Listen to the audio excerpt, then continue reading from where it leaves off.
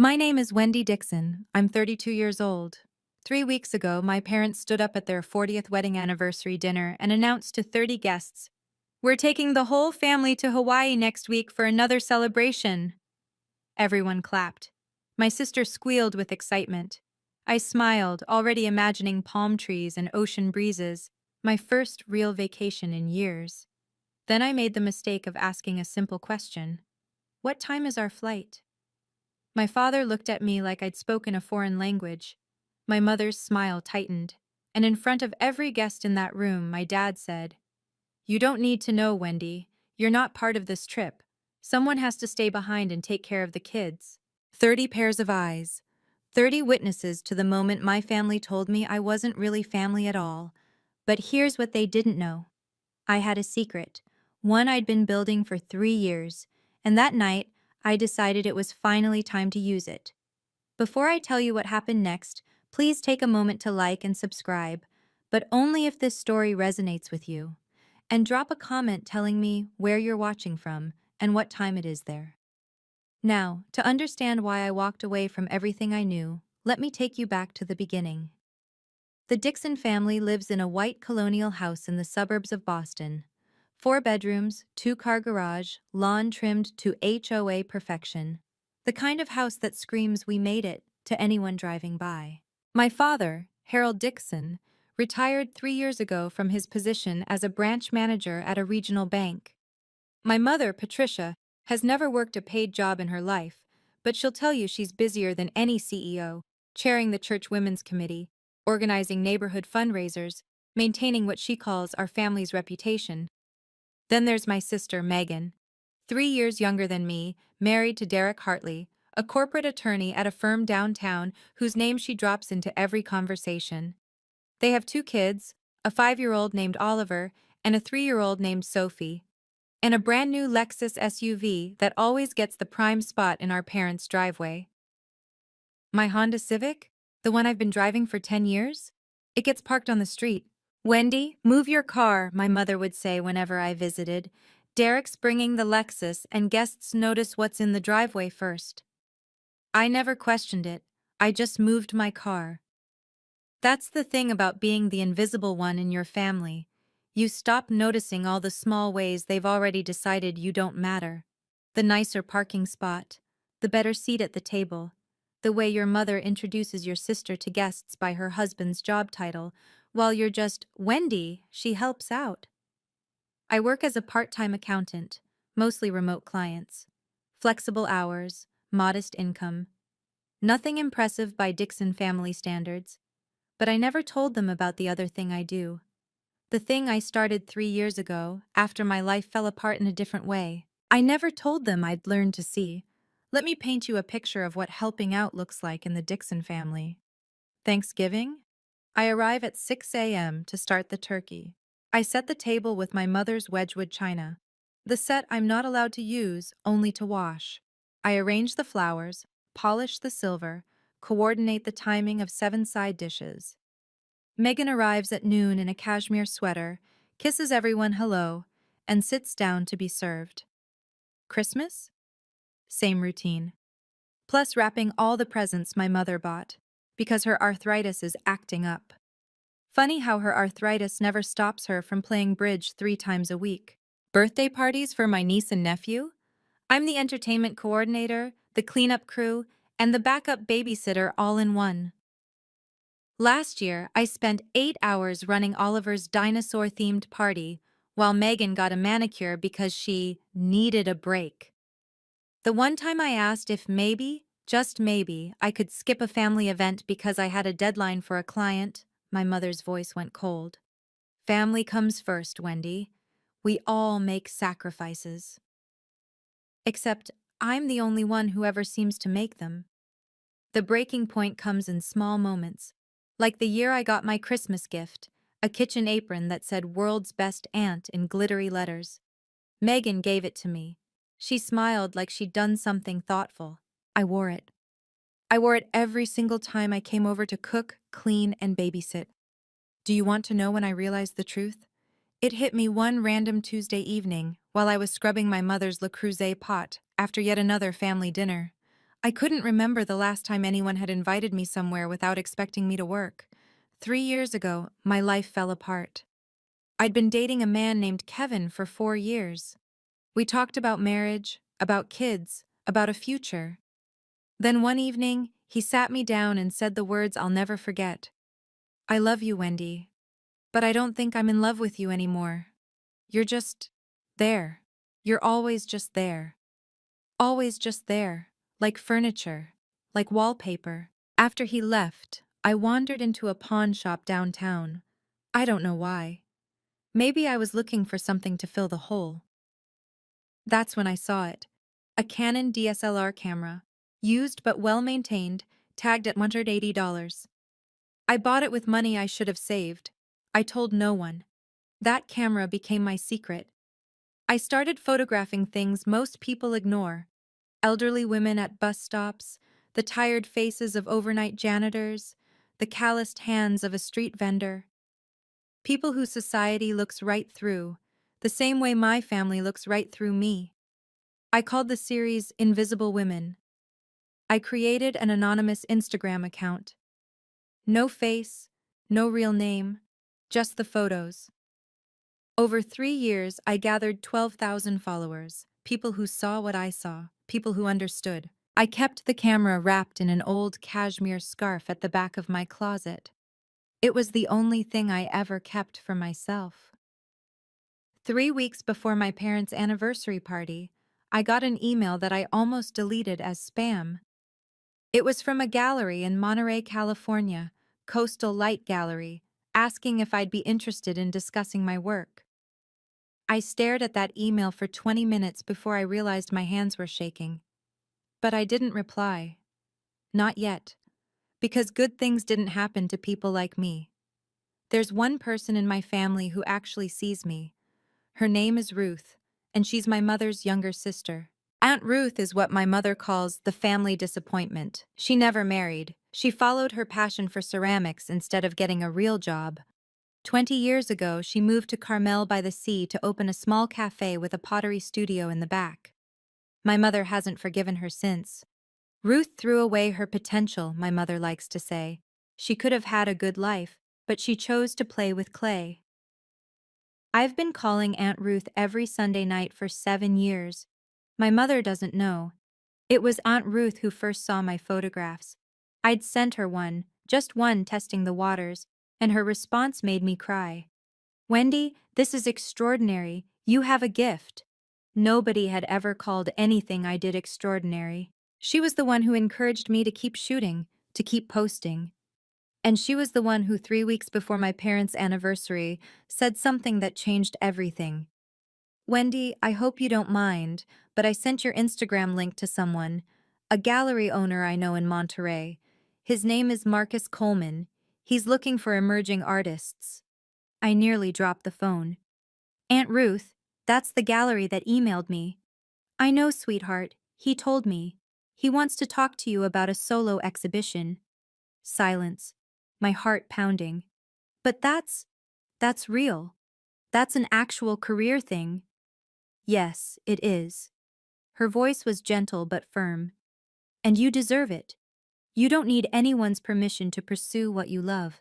I learned that lesson late. You don't have to. That night, I replied to Marcus Coleman's email. Now let me bring you to the night that changed everything.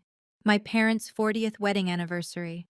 A milestone worthy of a party, according to my mother, which meant 30 guests, a catered menu that I would assist with to save money, and an evening of celebrating the Dixon family's 4 decades of picture-perfect marriage.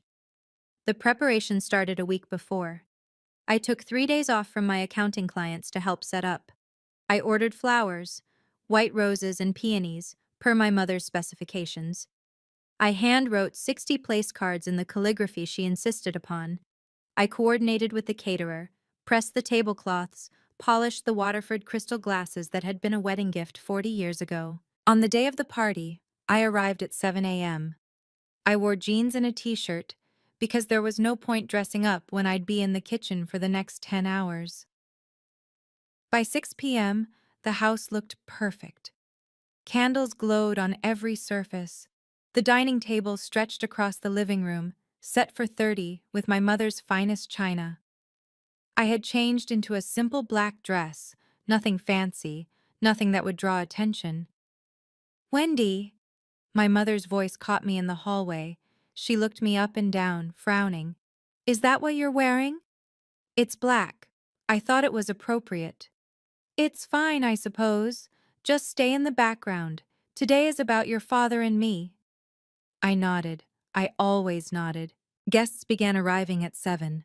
The men in sports coats, the women in cocktail dresses, old colleagues, church friends, neighbors whose lawns were as immaculate as ours. 30 people who thought they knew the Dixon family. None of them knew me at all, and in 3 hours, that wouldn't matter anymore. Megan arrived at 7:15, perfectly timed for maximum impact. She swept through the front door in a red wrap dress. Diane von Furstenberg, she'd announced to anyone who asked, with Derek behind her in a charcoal suit and their 2 children dressed like catalog models. My mother rushed to embrace her, exclaiming over how beautiful she looked, how handsome Derek was, how precious the grandchildren were. I watched from the kitchen doorway, holding a tray of bruschetta. Everyone, you remember my daughter Megan and her husband Derek? My mother announced to the room. Derek's a partner at Whitmore and Associates. They just made him partner last year. We're so proud. Applause, smiles, congratulations. My mother never mentioned that I was the one who'd done Derek's taxes for 3 years, free of charge naturally. I circulated with appetizers, refilled wine glasses, answered questions from guests who didn't recognize me. Are you with the catering company? One woman asked, reaching for a crab cake. Before I could answer, my mother appeared. Oh, that's Wendy, my other daughter. She's helping out tonight. The woman smiled politely and turned away. My mother didn't notice. She never noticed. At one point, Derek approached me with Sophie squirming in his arms and Oliver tugging at his jacket. Hey, can you take them? Megan and I need to mingle. Not, would you mind? Not, thank you. Just, can you take them? Like passing off luggage. I took them. I fed them dinner in the kitchen. I wiped Sophie's face when she spilled juice on her dress. I told Oliver 3 stories to keep him from running into the living room and disrupting the party. When I finally emerged, dessert was being served. I hadn't eaten anything all day. No one had thought to save me a plate. The announcement came at 9 o'clock, right after my mother's tiramisu was served. My father stood up, tapping his champagne glass with a fork. The room fell silent. 30 faces turned toward him with expectant smiles. Patricia and I want to thank you all for being here tonight, he began, his voice warm with rehearsed charm. 40 years of marriage, 4 decades of building this family, this life, this home. My mother beamed beside him. Megan reached for Derek's hand. I stood near the kitchen doorway, still holding a dirty dessert plate. And to celebrate this milestone, my father continued, we have a surprise announcement. He paused for effect. My mother's eyes sparkled. Next week, we're taking the whole family to Hawaii. 1 week at the Four Seasons in Maui. A second celebration, just the Dixons. The room erupted in appreciative murmurs. How wonderful. What a gift. You two deserve it, Megan actually squealed. Dad, that's amazing! The kids are going to love it! I felt something lift in my chest. The whole family. That meant me too. For once, I wouldn't be cooking, cleaning, or babysitting. I'd actually be included. I stepped forward, allowing myself a small smile. That sounds incredible. What time is our flight? The question hung in the air. My father's expression shifted. He glanced at my mother. Something passed between them. A look I'd seen 1,000 times but never understood until that moment. Wendy, he said slowly, you don't need to know the flight time. The room went quiet. Not the comfortable silence of anticipation, but the tense quiet of something going wrong. I don't understand, I heard myself say. My father cleared his throat. Because you're not going. 30 pairs of eyes. That's how many people watched my father tell me I wasn't part of the family vacation. Someone needs to stay behind, my mother added, as if this were the most logical thing in the world. Megan and Derek need a real vacation. That means you'll watch the children. But, I started. Wendy, honestly. My mother's tone sharpened. You don't have anything important to do. Megan works hard. She deserves a break. Megan works hard. Megan, who hadn't held a job since Oliver was born. Megan, who had a nanny 3 days a week and still complained about being exhausted. It's just a week, Derek added, not even looking at me. The kids love you. I stood there in my plain black dress, holding a dirty plate, while 30 people watched me be dismissed from my own family. Some of them looked uncomfortable. Most of them just looked away. One woman, I didn't know her name, leaned toward her husband and whispered something. He nodded. I caught the words. Poor thing, she must be used to it by now. The champagne glass in my hand trembled. I set down the plate, set down the glass, because I didn't trust myself not to drop them. Of course, I heard myself say, I understand. I smiled, the smile I'd learned to wear after 32 years of being the one who helps out, the one who doesn't complain, the one who is always, always just there. But something inside me had finally cracked. Not broken. Cracked. Like a fault line shifting before an earthquake. I excused myself to the kitchen. I leaned against the counter and closed my eyes. And for the first time in my life, I started making a different kind of plan. The party continued without me. Of course it did. I stayed in the kitchen, mechanically washing dishes, while laughter and conversation drifted in from the living room. At some point, Megan appeared, her red dress swishing against the doorframe. Wendy, don't be upset, she said, reaching for my arm. You know how it is. Derek and I really need this time together. It's been so stressful lately with the kids. I kept washing. I understand. Besides, you're so good with Oliver and Sophie. They'll barely notice we're gone. I rinsed a champagne glass, set it in the drying rack, said nothing. Megan sighed, the way she always does when she thinks I'm being difficult. Look, it's just a week. And you don't have, like, a boyfriend or anything tying you down. Your schedule is flexible. Flexible. That word again. As if my time had no value because I chose how to spend it. Derek made a list, she continued, pulling out her phone. Their schedules, food allergies. Sophie can't have strawberries, remember? And there's this new thing with Oliver's ear. He might need drops. I'll text you everything. She didn't ask if I was willing. She just assumed. That's when Derek appeared, loosening his tie. All sorted? Great. We're heading out early tomorrow to pack. Megan, your mother wants photos before we leave. They were gone before I could respond. Not that I would have. Not that I ever did. But as I stood there alone in my mother's kitchen, staring at the list of instructions Megan had just texted me, a single thought crystallized in my mind. They don't see me as family, they see me as staff, and staff can resign. It was almost midnight when I found the emails. The last guests had finally left. My parents had gone to bed, exhausted from accepting 40 years' worth of congratulations. I was alone in the living room, folding tablecloths, when I realized I needed to send a file to a client whose deadline I'd pushed back for this party. My laptop was at home. My mother's was on the kitchen counter. She won't mind, I told myself. She'd borrowed my things 1,000 times without asking. I opened the laptop. Safari was already running, and there it was. My mother's Gmail, still logged in. I should have clicked away immediately. I should have minded my own business. But I saw my name in the subject line of a recent thread. Hawaii arrangements, Wendy situation. My finger hovered over the trackpad. I knew I shouldn't. I knew whatever I found would hurt. I clicked anyway. The thread was between my mother and Megan, starting a week before the party. From Patricia Dixon. To Megan Hartley. Keep Wendy here to watch the kids. She doesn't have anything important to do anyway. Derek was right. It's like having free help. She should be grateful we give her something to do. And Megan's reply. Totally agree, Mom. She'll probably feel useful for once.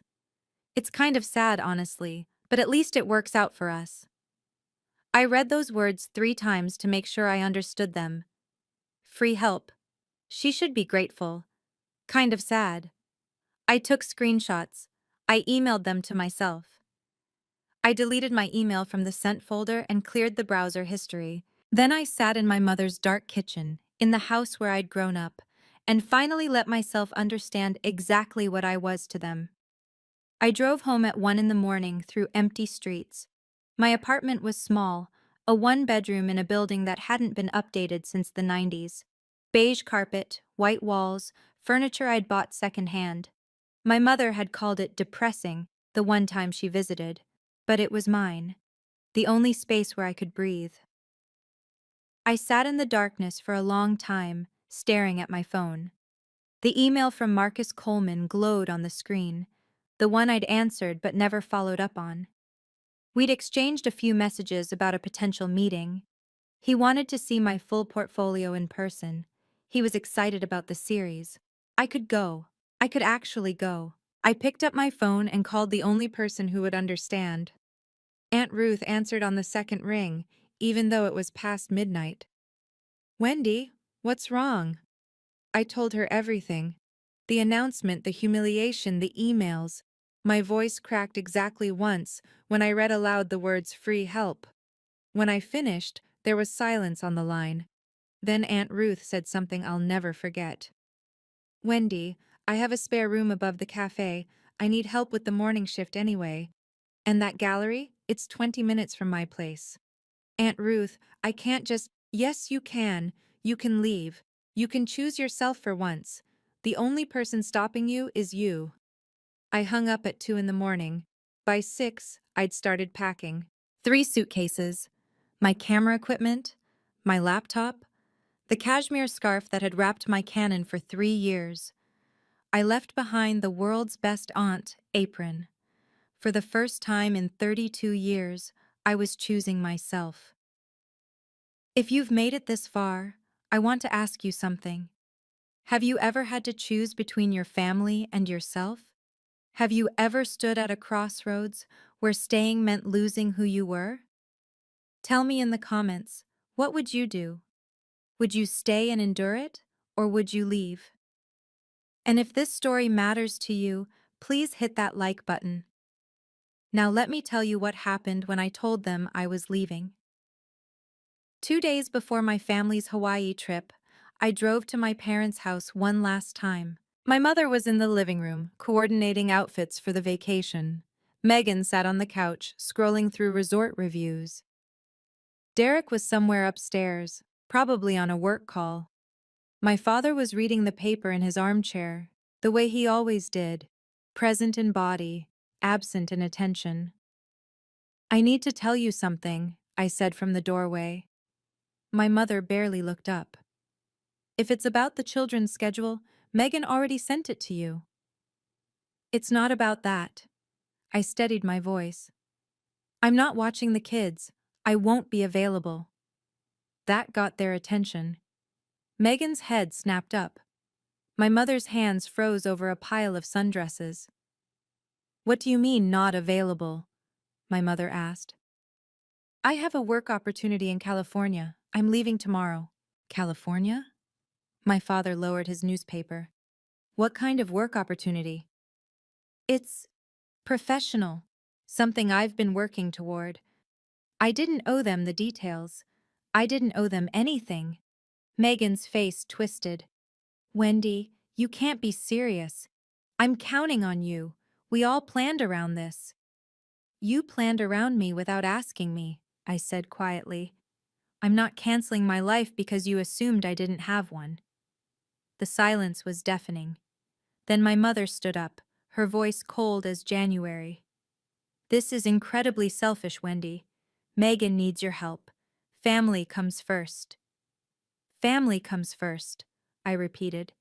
"Except when it comes to inviting me to Hawaii."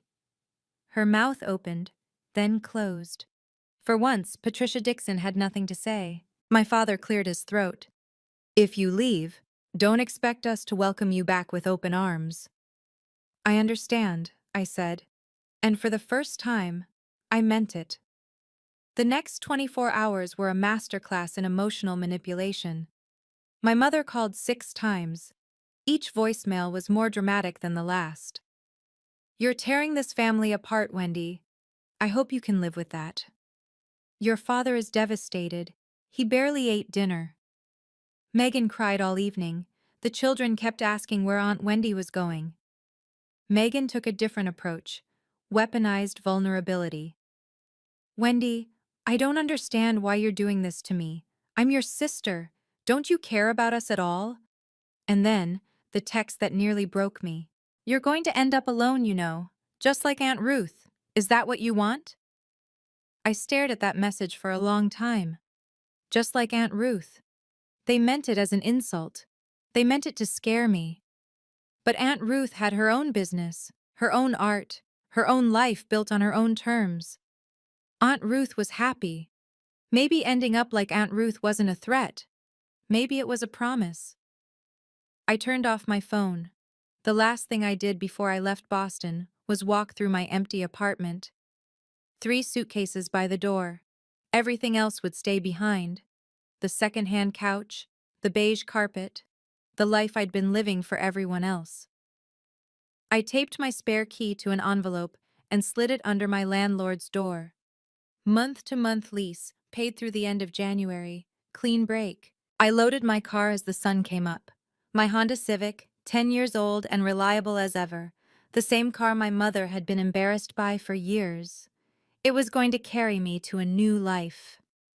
I didn't look back as I pulled away from the curb. The drive from Boston to Carmel by the Sea takes about 45 hours if you push it. I didn't push it. I took 5 days, stopping at roadside motels, eating at diners where nobody knew my name.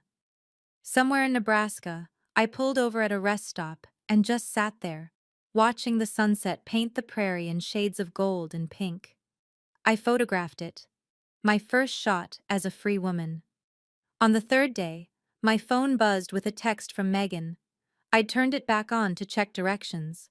"Mom says if you're not home when we get back from Hawaii, you're dead to her." I read it once, then I deleted it. She was already acting like I was dead anyway. At least now I'd be alive somewhere else. On the 4th day, I called Aunt Ruth from a gas station in Arizona. "I'm about 8 hours out," I said. "Your room is ready. Fresh sheets, ocean view, and Marcus wants to meet you tomorrow afternoon if you're up for it." My stomach flipped. "Tomorrow? That's so fast." "Wendy." Her voice was warm, certain. "You've been waiting 3 years for this. It's not fast. It's finally." When I crossed into California, something shifted inside me. The Pacific appeared on my left, vast and endless and blue. I rolled down my window and breathed salt air for the first time in my life. I cried then. Not from sadness, from relief, from the overwhelming sensation of possibility. At 7 p.m. on the 5th day, I pulled into the driveway of the Ceramic Cup, Aunt Ruth's Cafe and Pottery Studio in Carmel by the Sea. She was waiting on the porch, arms open. "Welcome home," she said, and for the first time in 32 years, somewhere actually felt like it. Carmel by the Sea is the kind of place that doesn't feel real at first. Cottages with storybook rooftops, art galleries on every corner, ocean mist rolling through cypress trees. The whole town felt like a painting someone had dreamed into existence. Aunt Ruth's Cafe sat on a quiet street 2 blocks from the beach. The ceramic cup, hand-lettered sign, blue shutters, window boxes overflowing with lavender. The pottery studio occupied the back half of the building, where she taught classes and sold her work to tourists who wandered in for coffee.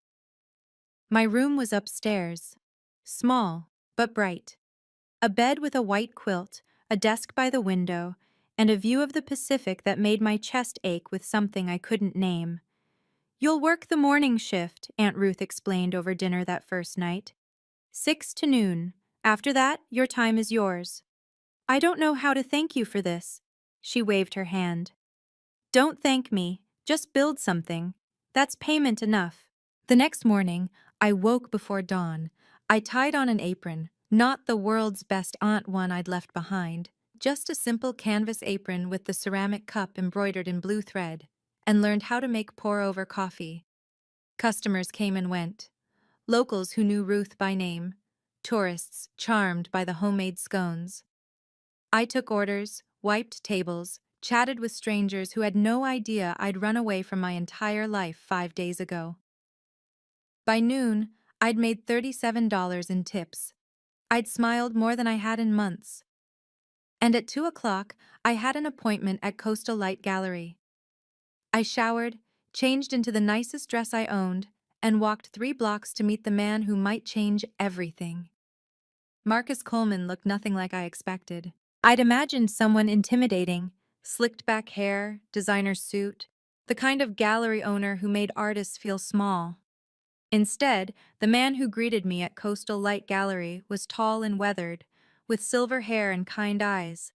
He wore a linen shirt, sleeves rolled up, and smiled like we were already friends. "Wendy Dixon," he said, shaking my hand. "Ruth has told me a lot about you, but the work speaks for itself." He led me through the gallery.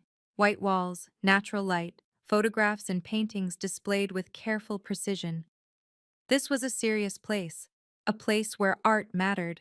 "I've looked through your Instagram extensively," Marcus continued. "The Invisible Women series is extraordinary. There's a truth in those images that most photographers spend decades trying to capture." I didn't know what to say. I'd never heard anyone describe my work that way. "This one." He stopped in front of a large monitor displaying my portfolio. On screen was a photograph I'd taken 2 years ago, an elderly woman waiting alone at a bus stop, her face a map of lines and quiet dignity. "This is the one that made me reach out. There's something in her eyes. Patience, maybe. Or resignation. It's heartbreaking." "She was waiting for a bus that came late," I said quietly. "She'd been standing there for 40 minutes. Nobody stopped to offer help." Marcus nodded slowly. "You see people, Wendy. Really see them. That's a gift." He turned to face me, and his next words landed like a key turning in a lock. "I'd like to offer you a solo exhibition, 15 pieces, opening in 6 weeks. We'll cover printing, framing, and marketing. You keep 60% of all sales." I signed the contract on a Tuesday afternoon, sitting at Marcus's desk, with sunlight streaming through the gallery windows. The document was simple: 15 photographs. Opening night scheduled for late August. Coastal Light Gallery would handle production costs, printing, framing, installation, marketing materials.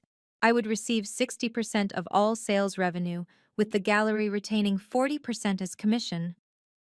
"Standard terms," Marcus assured me. "Fair terms." But as I read through the pages, my hands started to shake.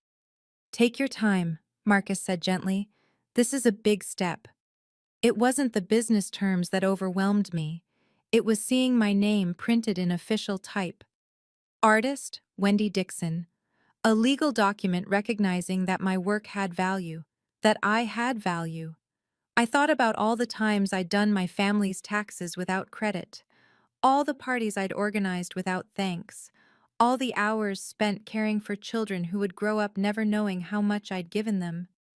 Not once had my name appeared on anything that celebrated my contribution. Until now. "The exhibition title," Marcus said, pointing to a line near the bottom. "I'd like your approval. We're proposing Invisible Women, Portraits of the Overlooked." Invisible Women. "It's perfect," I whispered. I signed my name on the line. Marcus countersigned as witness. The document was notarized by his assistant, a young woman named Julia, who stamped the pages with official precision. When it was done, Marcus handed me my copy. "Congratulations, Wendy. You're officially a represented artist." I walked out of that gallery holding the contract against my chest. Physical proof that I wasn't nothing, that I'd never been nothing.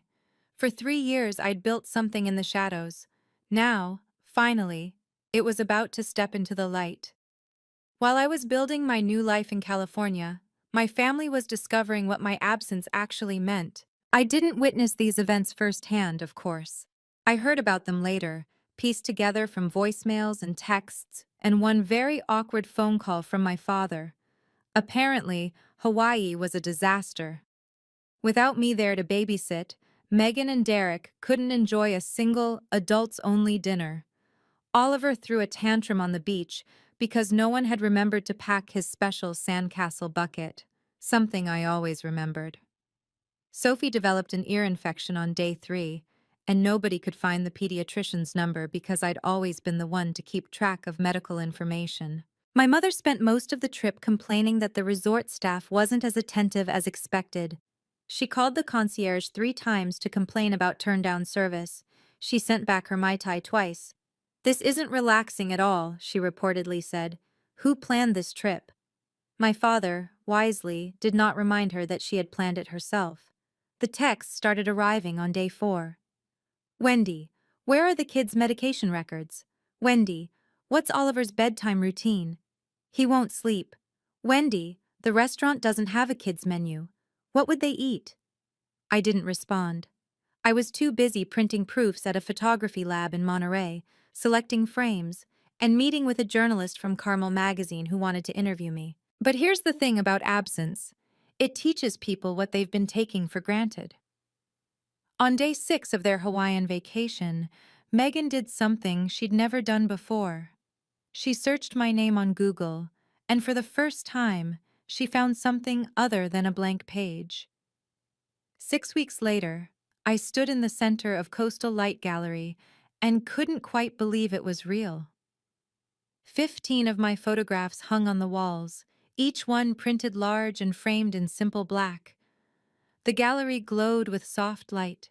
A string quartet played in the corner. Marcus's idea, not mine. A bartender in a crisp white shirt poured champagne. 50 guests moved through the space. Local artists I'd met through Aunt Ruth. Collectors Marcus had invited. A journalist from Carmel magazine, already taking notes. People who had come specifically to see my work, on gallery walls, with price tags that made me dizzy. I wore a navy dress. Simple, elegant, nothing that screamed for attention. My hair was down for once. I'd even put on lipstick, something I rarely did. Aunt Ruth appeared at my side, pressing a glass of champagne into my hand. "How do you feel?" "Terrified," I admitted. "What if nobody buys anything?" "Someone already has." She nodded toward a woman in pearls examining the centerpiece of my exhibition, the bus stop photograph, the one that had caught Marcus's attention. A small red dot had appeared on the wall placard beside it. "That's Mrs. Pemberton. She owns half the art in Monterey County. She just bought that piece for $3,000. $3,000. For something I'd created. "Wendy."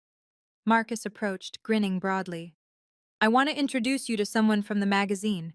They're considering you for next month's cover feature." Cover feature. Magazine cover. My face, my name, my story, all in print. I was halfway through that introduction when the gallery door opened and my world tilted on its axis. Megan and Derek walked in, still sunburned from Hawaii. They looked completely out of place. Megan wore a floral sundress more suited to a beach brunch than an art opening. Derek had his phone out, already frowning at something on the screen. They both scanned the room with expressions I knew well, the look my family wore whenever they encountered something outside their understanding. Then Megan saw me.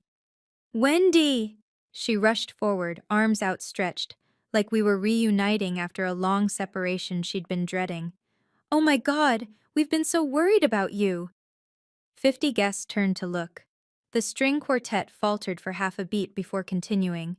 "Megan," I kept my voice calm, "this is unexpected. We had to come." Her eyes were wide, earnest. "We flew in yesterday. Mom found your Instagram. She's been calling everyone trying to track you down." Derek appeared behind her, nodding at me like we were business associates. "Wendy, nice place." "It's a gallery," I said. "My gallery opening, actually." Megan blinked, taking in the photographs on the walls for the first time, taking in the guests, the champagne, the price tags. "You did all this?" Her voice was genuinely confused. "Since when do you do this?" "Since 3 years ago. You never asked what I did in my free time." Aunt Ruth materialized at my elbow, a quiet wall of support. Across the room, Marcus was watching carefully, ready to intervene if needed. Megan leaned closer, lowering her voice. "Wendy, I have news." I'm pregnant again. Number 3. And I really need you to come home. Derek's work is crazy right now. Mom's not helpful with the kids. I need you. There it was. Not an apology. Not congratulations on the exhibition. Just need. Always, always their need. The words hung in the air between us. I need you. How many times had I heard that phrase? How many times had I dropped everything, rearranged my life, made myself small enough to fit into the space they'd carved out for me? Megan, I said quietly, I'm in the middle of my opening night. I know, and this is lovely, really. She waved her hand at my life's work like it was a cute hobby. But we can talk about that later. Right now, I need to know when you're coming back. She's not coming back. Aunt Ruth's voice cut through like a blade. She lives here now. Derek stepped forward, irritation flickering across his face. With all due respect, Ruth, this is family business. Family business? Aunt Ruth laughed. A short, sharp sound. You mean the family that uninvited her from vacation and called her free help in emails she wasn't supposed to see? Megan went pale. Around us, guests had stopped pretending not to listen. The journalist from Carmel magazine. I noticed her pen moving rapidly across her notepad. That's not... We didn't mean it like that, Megan stammered. How exactly did you mean it? This came from Mrs. Pemberton, the collector who'd just purchased my photograph. She stood nearby, champagne in hand, watching the scene unfold with undisguised interest. I'm sorry, Derek said tightly. Who are you? Someone who just paid $3,000 for that young woman's art. Mrs. Pemberton nodded toward my bus stop photograph. And someone who's very curious why her family seems to think she should abandon her career to be a babysitter. The temperature in the room dropped 10 degrees. Megan looked at me, desperation in her eyes. Wendy, please, let's talk privately. Let me pause here for a second. If your family showed up at the most important night of your life, not to celebrate, but to drag you back to a life where you didn't exist, what would you say? Tell me in the comments. I really want to know. And if you want to hear what happened next, make sure you're subscribed so you don't miss anything. Now, let me tell you what I said. I didn't retreat to a corner. For 32 years, I had made myself small. I had whispered, accommodated, disappeared. Not tonight. I stepped forward into the center of my own exhibition and spoke clearly enough for everyone to hear. Megan, I understand that you're pregnant. Congratulations, genuinely. But I won't be coming back to Boston to be your childcare. Wendy, I'm not finished. My voice didn't waver. You can hire a nanny. You can hire two. Derek makes enough at Whitmore and Associates, and you've never had trouble spending money before. What you can't do is hire me, because I was never paid. Megan's mouth opened, then closed. Around us, I could feel the gallery guests leaning in. This isn't a hobby, I continued, gesturing to the walls. This is my work. I've been building this for 3 years while everyone in our family assumed I had nothing important to do. And just so we're clear, I pointed to the photograph Mrs. Pemberton had purchased. That piece just sold for $3,000. Tonight, I've sold 4 pieces totaling $8,000. My work has value. I have value. And I will not throw that away to go back to being free help. Silence. Absolute silence.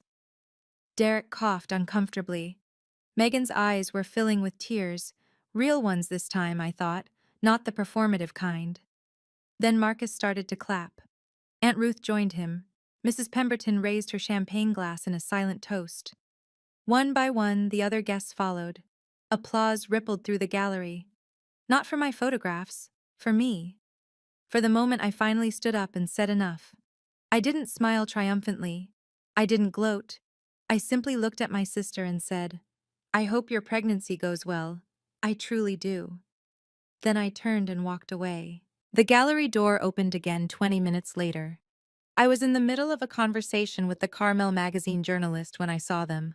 My parents, standing in the entrance like they'd materialized from a nightmare. My mother wore her Burberry trench coat, the one she saved for important occasions. My father stood behind her in a blazer, looking uncomfortable and out of place. They scanned the room until their eyes found me. Patricia Dixon walked through my gallery like she owned it. Wendy. Her voice carried the same tone she'd used when I was 8 and had tracked mud onto her clean floors. We need to talk. The journalist raised an eyebrow. I excused myself and moved to intercept my parents before they could cause more of a scene. You came all this way, I said evenly. Of course we did. You disappeared. You left your family when we needed you most. My mother's voice trembled with righteous indignation. And now I find you here, playing artist, while your sister is pregnant and struggling. Megan is pregnant and wealthy, I corrected. She's not struggling. She's inconvenienced. Don't be cruel, Wendy. This isn't you. You're right. I took a breath. It isn't the me you wanted, the me that you could count on to do whatever you asked. But that Wendy was never seen, Mom. She was just used. My father cleared his throat. Wendy, your mother is trying to say. I know what she's trying to say, Dad. I've heard it my whole life. Family comes first. Make sacrifices. Don't be selfish. I met his eyes. But I wasn't part of the family trip to Hawaii, remember? So, which is it? Am I family or aren't I? Neither of them had an answer. My mother recovered first. Hawaii was one trip, she said dismissively. You're blowing this out of proportion. Someone had to stay with the children. Someone, I repeated. Why me? Why always me? Because you have the time. You don't have a husband, you don't have children of your own. What else would you be doing? I'd wondered if I would ever use those screenshots. Part of me had hoped I'd never have to. But standing there, in my gallery, surrounded by my work and my witnesses, I realized that some truths need to be spoken aloud. I pulled out my phone. Let me read you something, I said, my voice steady. This is an email you sent to Megan before the anniversary party. My mother's face went white. Keep Wendy here to watch the kids. She doesn't have anything important to do anyway. It's like having free help. She should be grateful we give her something to do. The gallery had gone silent again. I could feel every eye on us. And Megan replied, I continued. She'll probably feel useful for once. It's kind of sad. Megan, standing a few feet away, looked like she wanted the floor to swallow her. Wendy, my father started, where did you— It doesn't matter where I found it. What matters is that you wrote it. I lowered my phone. I'm not reading this to embarrass anyone. I'm reading it so you understand why I left. You didn't see me as family. You saw me as staff, and staff has the right to quit. My mother's mouth closed, opened again. For the first time in my life, Patricia Dixon was speechless. The journalist from Carmel magazine was still writing. It was Derek who broke first. This is ridiculous, he snapped, stepping forward. Wendy, you're making a scene over nothing, so your family asked you to babysit. Big deal. That's what families do. Not everyone gets to run off and pretend to be an artist. Pretend? Mrs. Pemberton's voice cut through the room like ice. I just spent $3,000 on her work. I don't pay that kind of money for pretend. Derek turned, his corporate composure cracking. With respect, ma'am, you don't know this family. This is between us. Actually, I know exactly what I need to know. Mrs. Pemberton set down her champagne glass. I know that young woman has spent years photographing people society overlooks, and I know her own family treated her exactly the same way. A murmur rippled through the gallery. Guests were openly staring now, the kind of attention my mother had always craved, but not like this. Never like this. My mother tried to salvage the situation. This is a misunderstanding. Family jokes are being taken out of context. A joke? Another voice, a woman in her 60s with silver hair and a kind face. I'd sold her a photograph earlier that evening. Telling your daughter she has nothing important to do? Calling her free help? What's funny about that? More murmurs. More judgment. The social capital my mother had spent decades accumulating was evaporating in real time. I think, Aunt Ruth said gently, it might be time for you to leave. My mother's face flushed scarlet. My father took her arm. Megan was crying now. Real, humiliated tears. Derek stood frozen, finally understanding that his courtroom tactics meant nothing here. "Wendy," my mother said, her voice shaking, "you'll regret this." "No," I said quietly. "I really won't."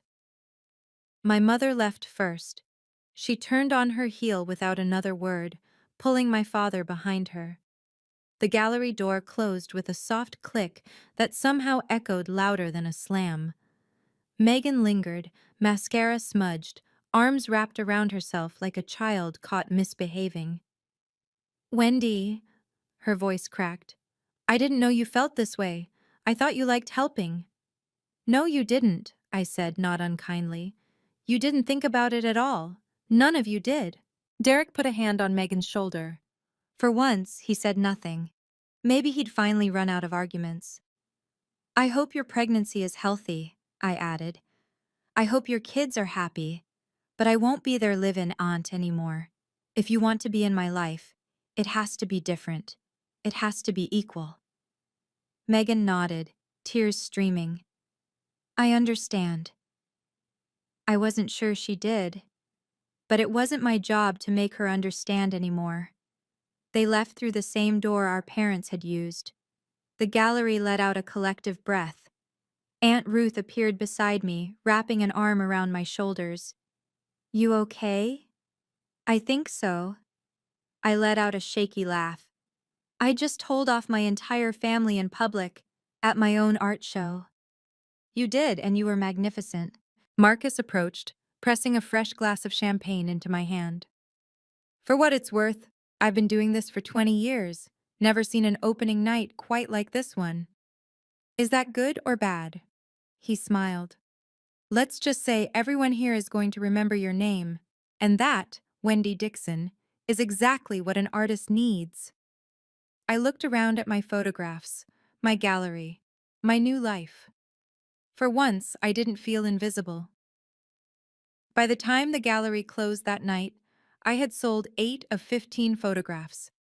8 pieces, $14,000 in total sales. 8,400 would go to me. 60%, just like the contract promised. Marcus handed me the printout of the evening's transactions as the last guest filtered out. Not bad for an opening night, especially one with unexpected family drama. I stared at the numbers. $8,400. More than I'd made in 3 months of part-time accounting work. "Mrs. Pemberton wants to commission a piece," Marcus continued. "She has a vacation home in Big Sur, wants you to photograph the coastline." "A commission?"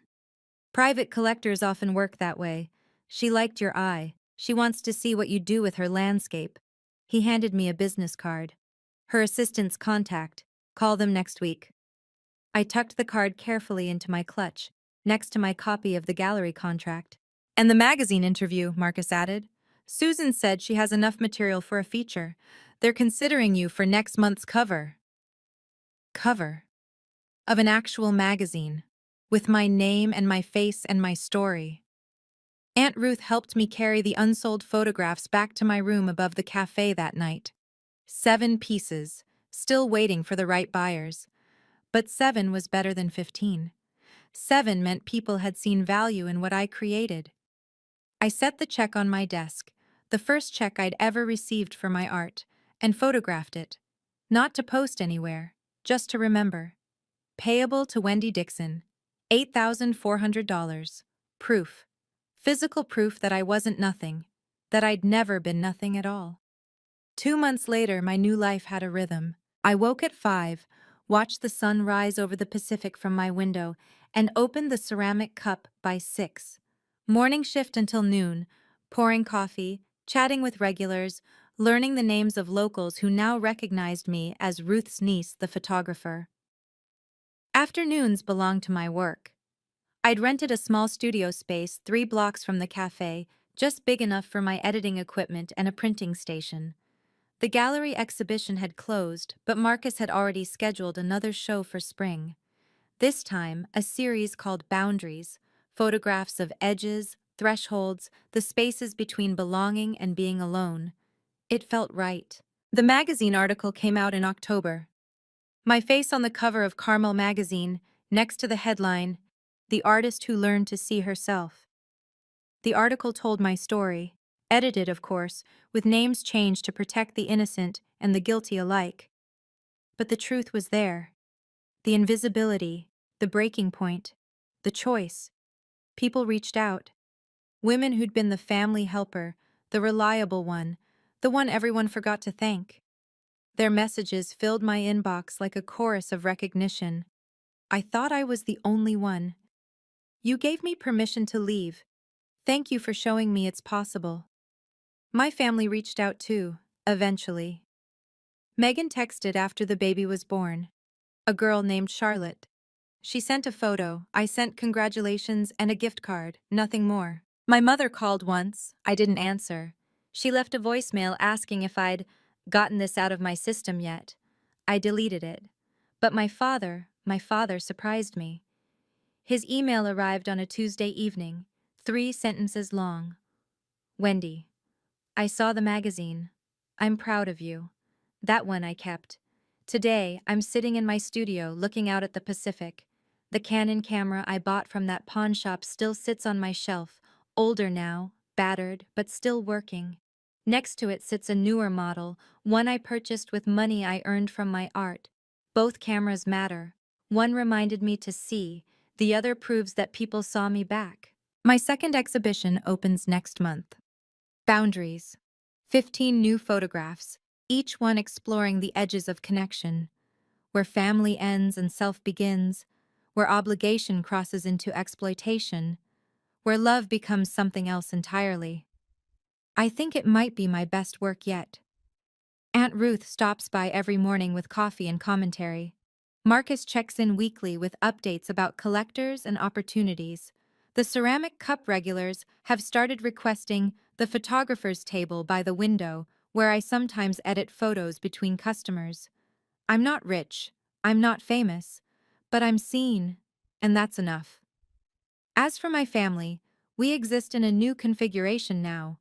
Christmas cards, birthday texts, the occasional update about the children. Civil, distant, healthier than before. I haven't been back to Boston. Maybe someday I will. But only as a visitor, never as the help. The other day I was going through old photographs and found one I'd taken years ago. A self-portrait, shot in the mirror of my Boston apartment, back when I was still invisible. The woman in that photo looked tired, defeated, like she was waiting for permission to exist. I deleted it. That woman is gone now. In her place is someone who takes up space, who creates beautiful things, who says no when she means no, and yes only when she chooses. Someone who finally let herself be seen. That's the real story. Not revenge, not triumph, just freedom.